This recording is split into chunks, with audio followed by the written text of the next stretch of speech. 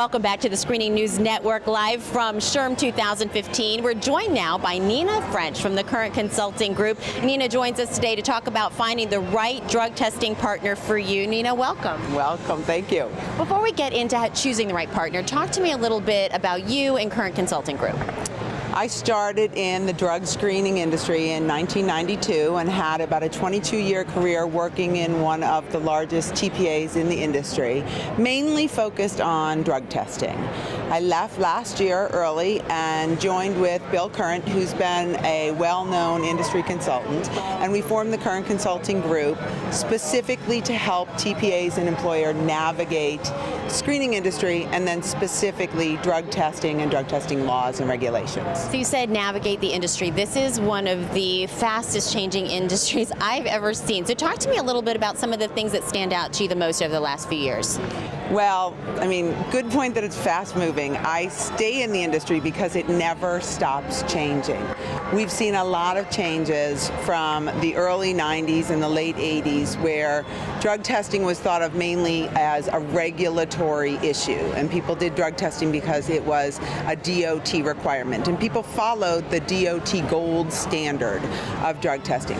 Since then, we have seen amazing advances in technology with electronic chain of custody, with alternate testing methodologies like oral fluid drug testing, hair testing. We've seen the introduction of different products and services that can all be combined with different products that impact employment, hiring, and screening. And so we've seen a lot of those things change, and we've seen a lot of employers and TPAs who sort of move with those changes to help better support what is pretty consistently the most important thing to employers, which is a good candidate experience when people are being onboarded. Okay, so let's talk specifically about how you find that right partner, because that is so important to find the right group. What do you look for? What questions do you ask? What are the warning signs? Take me through it. Well, I mean, I think as we work with our employers at Current Consulting Group, there's never any two companies looking for the exact same thing, right? So the environment at the employer is different. Their culture is different. Their needs are different. Where they do drug testing, how they do drug testing, how the drug testing is integrated with their background checks. All of those things are important. But consistently, what we hear is that the outsourcing of drug testing caused a lot of flux. It caused a lot of pricing consolidation, and I think employers thought they wanted that. Like, they thought they wanted the cheapest. They don't want the cheapest necessarily, because then the service degradation was very impactful. With a lot of the industry consolidation, mergers and acquisitions, we saw a lot of the experts falling out. So, I sort of famously say people don't really even know how to spell drug. Never mind navigate, can I do oral fluid drug testing here? Could I do a hair test here? Is it okay to accept a medical marijuana card or not? And how to make all those things work. Those things have fallen off. And so what we see from employers now is they really need a partner. And I don't throw that word around lightly. Everybody says, I need a partner, I need a partner. It's not. They really need somebody who can say, what do you want? What do you need? Set aside the RFPs and the request for proposals and what people are asking for, and really do discovery and find out what they need. And then take a program, and the program always has to be based in compliance.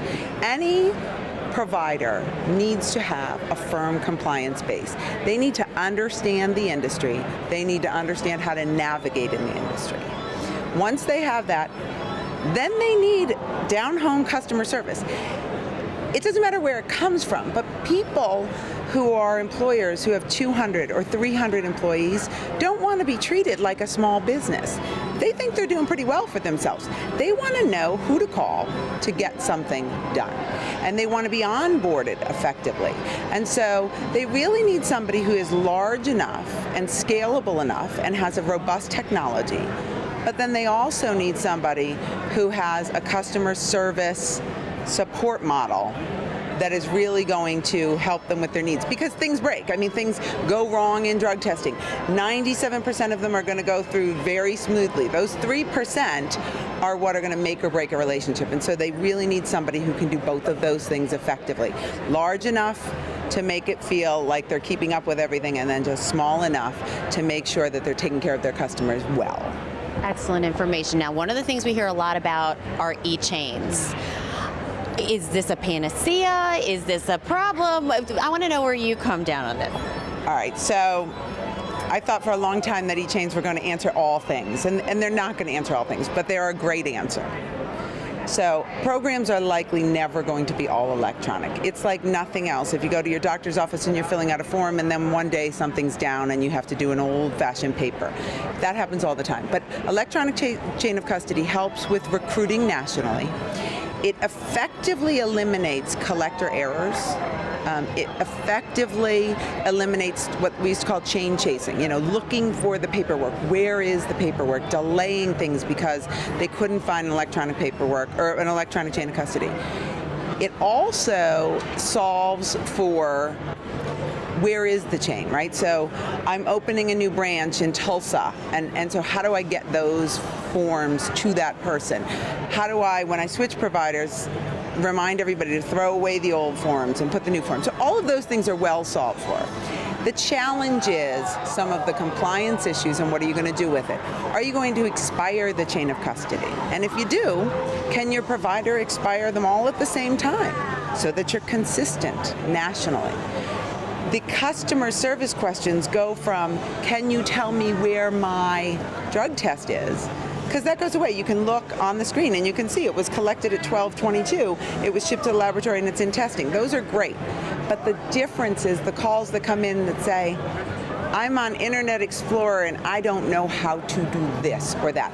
So there's still issues. There are different kind of issues. And sometimes the issues are now technology-based, which again, the provider needs to be ready to answer those questions for the employers. And they need to be honest with the employers about what the impact of e-chain is going to be and have workarounds and exception processes for when it doesn't work. Well, Nina, I could talk to you all day, but I'm going to let you get back to what you came here to do. But thank you so much for joining us. Thanks for having me. All right, and thank you for joining us on the Screening News Network.